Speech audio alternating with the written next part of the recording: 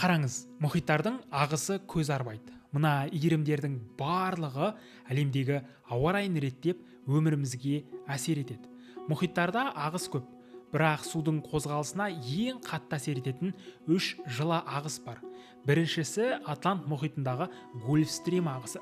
Әлемдегі ең жылы ағыс Мексика мен ақш-тың мына тұсынан шығып Еуропаға дейін барады. Үнді мұхитындағы Ине мүйіс ағысы Африканың оңтүстік шығысынан басталып, көп иірімдер түзеді.